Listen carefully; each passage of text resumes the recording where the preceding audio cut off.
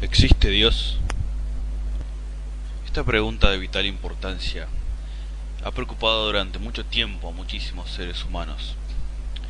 Parece sorprendente que algunos digan tener la respuesta a esta pregunta, tal y como parece sorprendente que tantos otros digan no conocerla, pues la respuesta se halla todo en derredor nuestro y a disposición de toda la humanidad, mas ésta parece no darse cuenta de ello. Pero, ¿por qué es que es realmente tan importante saber si existe o no un creador? ¿Acaso admitir la existencia de un Dios no coartaría nuestras libertades o las realzaría acaso? Bueno, la respuesta a esta pregunta la tenemos enfrente de nuestros ojos todos los días.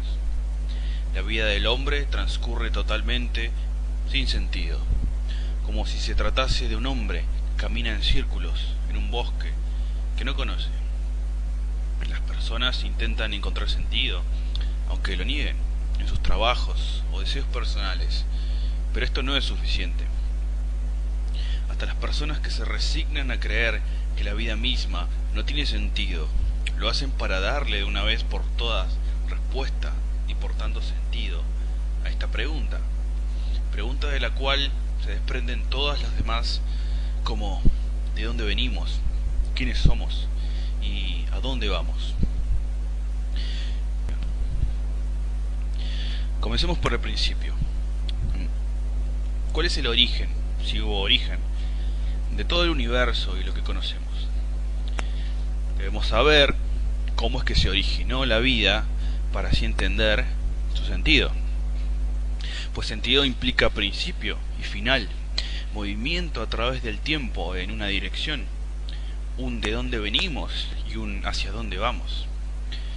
Bueno, hoy en día se sabe que la energía puede convertirse en materia. La bomba atómica demostró esto. Dijimos que la energía puede ser convertida en materia y viceversa, pero esto no explica nada, pues ¿de dónde se originó la energía necesaria para crear la materia de todo el universo? Bueno, Louis Pasteur probó que la vida solo se origina de otra fuente de vida y no mediante una generación espontánea. ¿Es acaso esto producto del mero azar o del accidente? ¿Realmente el todo provino de la nada?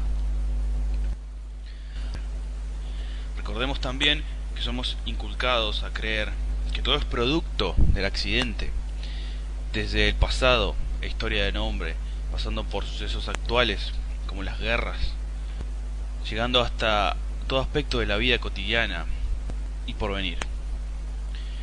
Todo tiene su explicación en el accidente y el sinsentido para el hombre y sus ciudades construidas sobre la religión y argamasa del nihilismo.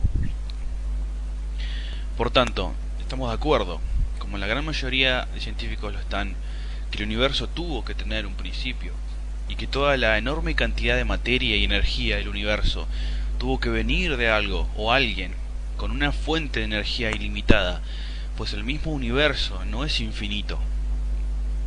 Pero volvemos a chocar con la misma pregunta: ¿qué lo causó? ¿Qué causó la energía capaz de crear la materia de las más de 100.000 millones de galaxias que se calculan para todo el universo?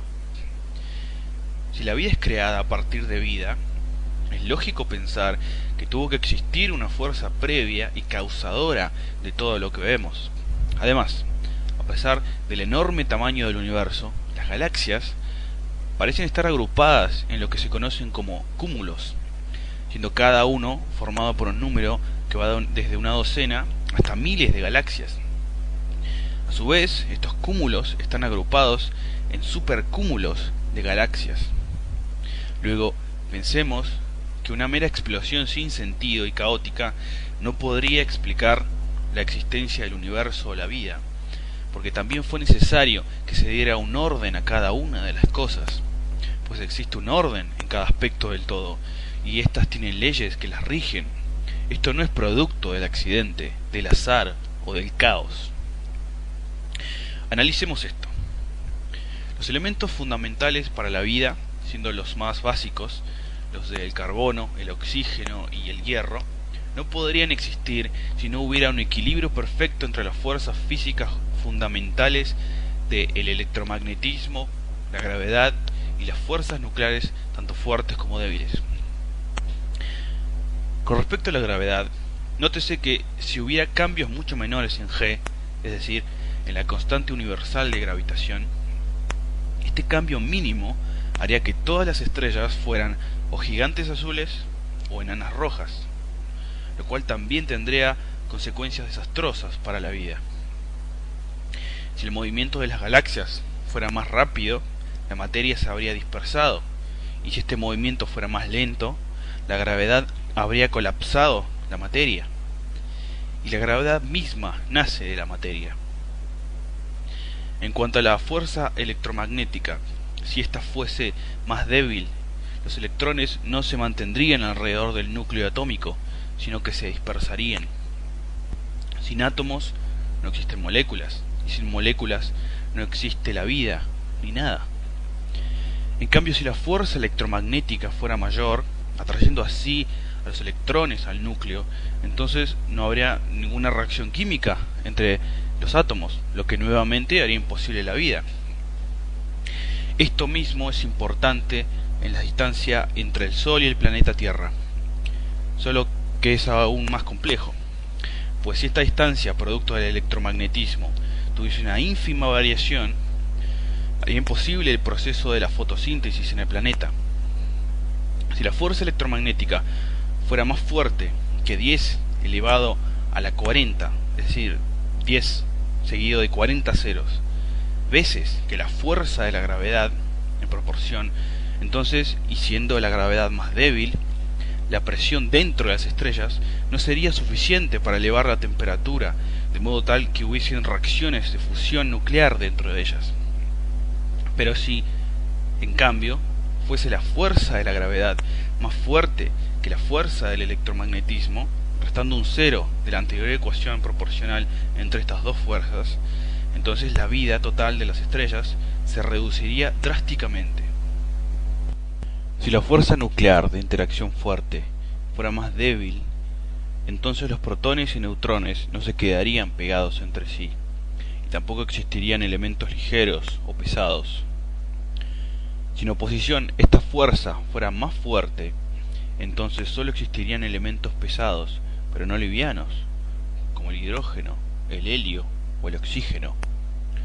Por último, si la fuerza nuclear de interacción débil, millones de veces más débil que la fuerza nuclear de interacción fuerte, y que controla la desintegración radioactiva, fuese más fuerte o débil, entonces las estrellas y materias se consumirían mucho más rápido o más lento de lo que lo hace normalmente, imposibilitando toda posibilidad de orden siquiera, y mucho menos de vida. ¿Qué, o mejor dicho, quién ajustó a la perfección todas estas fuerzas que rigen las leyes de todo el universo?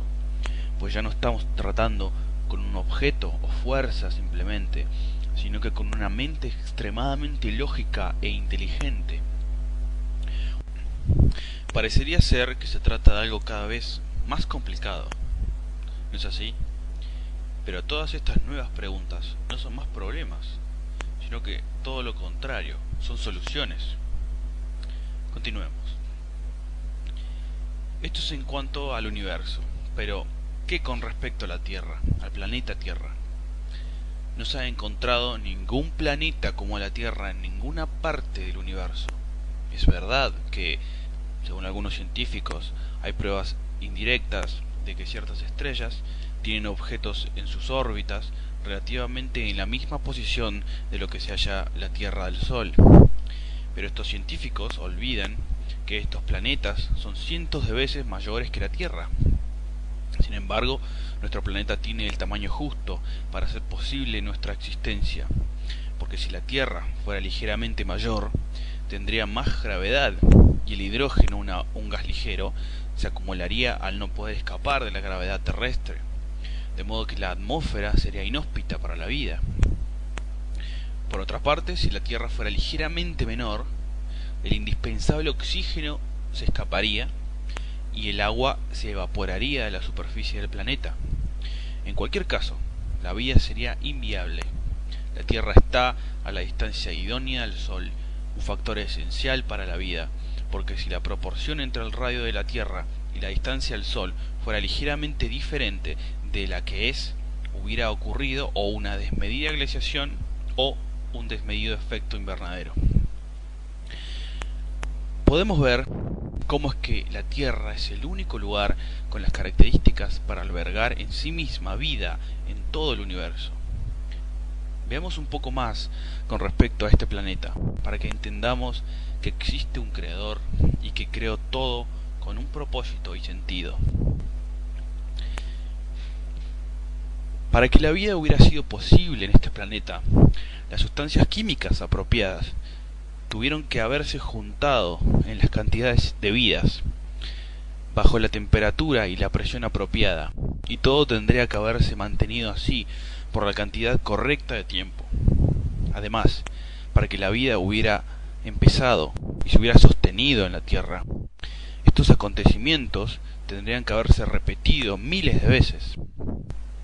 Los científicos confiesan que la probabilidad de que los átomos y las moléculas apropiadas se juntaran debidamente para formar tan solo una molécula proteínica sencilla es de 1 en 10 elevado a la 113, es decir, un número 1, seguido de 113 ceros.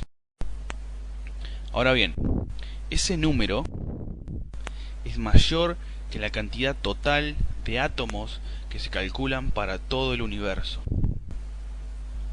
Los matemáticos consideran que cualquier suceso que tenga una probabilidad de ocurrir de menos de 1 en 10 elevado a la 50 nunca sucede.